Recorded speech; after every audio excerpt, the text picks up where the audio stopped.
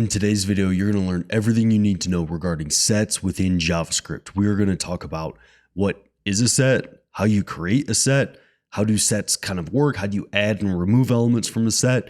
We'll talk about iterating over sets, and then we'll even talk about a common interview question that you can solve very easily using a set. So first things first here, what is a set? Well, a set is a collection of unique values. And these values are going to maintain an order. You can almost think of a set similar to like an array or an object. It's a data structure that holds values. But in a set, these values are going to be unique. You cannot have duplicates within a set. And also, you can't index a set, or you can't pass a key to a set to get a value. You can know whether a set has a certain value, but you can't really just say like index of 1, return this value from a set. Or you can't say, give me this key, and it's going to return the value associated with that key. Now, how do you create a set in JavaScript? Well, it's fairly straightforward. You just use the set function or the set constructor function. And JavaScript will give you the set constructor function for free. I do not need to create this anywhere in my program. JavaScript already has this function just within its JavaScript runtime. So you call the set function with the new keyword, and that is going to return a new set. So if I run this program and I console log my new set here, you're going to see that I get a representation of my set in the console. It says it is a set with 0 elements here, and then it has kind of the opening and closing brackets similar to an object, but since it has this set keyword, you do know it's a set. Now, when you create a set, with this constructor function here, you can also pass it an iterable. So an iterable would be something like an array, something that you can write a for loop over. If you can write a for loop over it, it is iterable. So here I could pass in an array with the items 1, 2, 3, and 4. And then if I console log my set, you're going to see that I do get a set here, but it has the values of 1, 2, 3, and 4. So when you call it like this, it will basically iterate over this array, and it will add each element of this array to this set. And then just to show you here that I wasn't lying about sets needing to be unique values, we'll add some duplicate values to this array. And if I create my set now and I console log it, you're going to see that I get a set of only the values 1, 2, 3, and 4, because the set, it needs to have unique values. Even if you try to add multiple instances of the same value to a set, it's not going to allow that. And it's only going to have that value once in a set. So they are a collection of unique values. Now, that's how you create sets, but how do sets actually work? Well, we talked about creating a set, so I'm going to do that again here in line 24. But how do you add elements to a set? Well, sets give you a nice kind of helpful API for doing that, in which on a set that you create, it's going to have an add method. And you can add elements to a set by calling .add and then passing in the element that you want to have in your set. So here I create my new set, which is just an empty set. And then here I call my set.add 4 separate times with the values 1 through 4. And then when I log the return value of this, you can see I get the very same set because I've added these elements to the set using mySet.add. So that is how you add elements to a set. And for removing elements, you have a very similar API in which you can call mySet.delete. Delete is a helper method that will exist on any set that you create with that new keyword. And you can just call the delete method and pass in the value that you want to remove from your set. So I call the delete method with the value of 1. And then if I log out my set, you can see that it only has the values 2, 3, and 4 in it now because I've deleted the value of 1. Now, what if I want to check if a value is within a set or not? Well, you can use the method called has.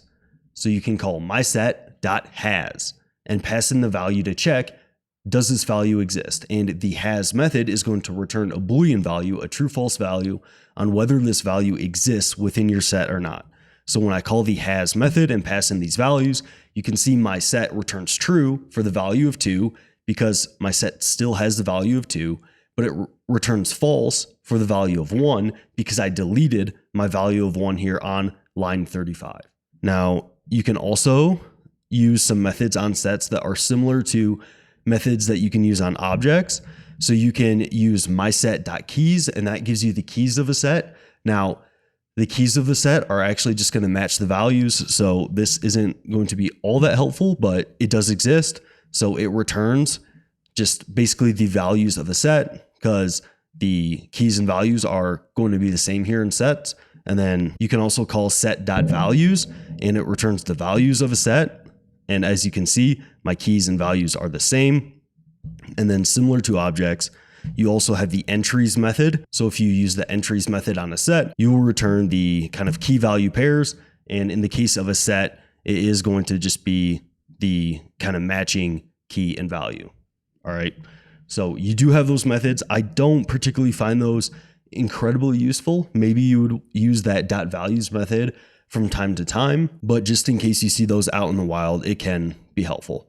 Now, sets also have a way to just clear the sets and remove all elements from a set, and that is just using the clear method on sets. So you can use your set and then call the .clear method, and that is going to clear your set. So if I use this method and I clear my set, you can now see it is a set with 0 elements, and it is just represented by like an empty pair of curly braces here. Now, one thing that you might use with sets is iterating over sets. So getting each element of a set one by one. And sets are iterable in JavaScript. So you can indeed iterate over a set. So here, I'm going to create a new set here, and I'm going to pass in an array with the values 1 through 6. And like I showed you earlier, you can pass in an iterable into the set constructor function, and that is going to add the values 1 through 6 into my set. So my set is going to be a set with the values of 1 through 6.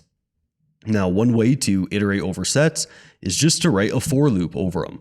So I can do for const value of my set, and that is going to iterate over each value of my set. So if I run this here, you're going to see on each iteration, it gives me each value of my set, and I get the values 1 through 6 printed out to my console.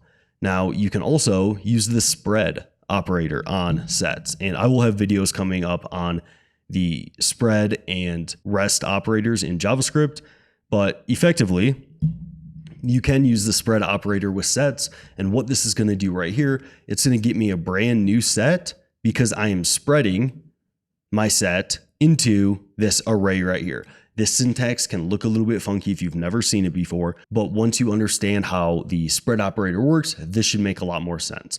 But here I'm just spreading each item of my set using this 3-dot operator into this array here. And if I log this, you're going to see that I do indeed get an array with the values 1 through 6 because I was able to iterate over my set with that spread operator to create a brand new array. And on a similar note, you can create a new array from a set using the array.from method. So if I pass in a set to array.from, and array.from just takes an iterable, and since sets are iterable, this is going to work. So if I do console log array.from my set, I get the very same result, an array with the values 1 through 6 in it. And I would probably argue that this might actually be a little bit more readable to create an array from a set, as you know, this, if you see this in your code base, it might take a second to kind of be like, what's going on here? But here, it's very self-descriptive. I am literally creating an array from my set. All right, so I generally would move towards this approach, even though this is like the modern way of doing it. I prefer more readability in this instance. Now, for our interview question here, I want you to try this here on your own before I give you the answer. So the interview question is, remove all duplicate elements from an array. Now, there's many ways that you could do this. You could do this with using for loops or anything like that. But I want you to do this trying to use what you now know about sets. Sets are a collection of unique values. So how might you use a set to remove duplicates from an array? Well, I'm about to go into the solutions right now. So if you haven't, I would pause this, give it a shot on your own, and then come back to this video right here. But here, an easy way to do this is I can actually create a set from this array of duplicates. So I can create a new set, and pass in the array with duplicates. So what this is going to do is it's going to return a set from this array right here.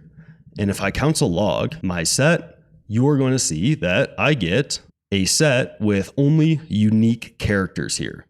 So this looks a lot like my array, but it doesn't have the duplicates. Now I want to return an array here. I don't just want to have a set. Well, just like I showed you earlier, you can just use the array.from method and get an array from your new set. And if I run this, you're going to see that I get an array without duplicates. So that's a pretty easy way to remove duplicates from array. You could be a little bit more kind of shorthand with this. So I could actually delete this and then right into my array.from, I could call new set and I could pass in my array with duplicates right here.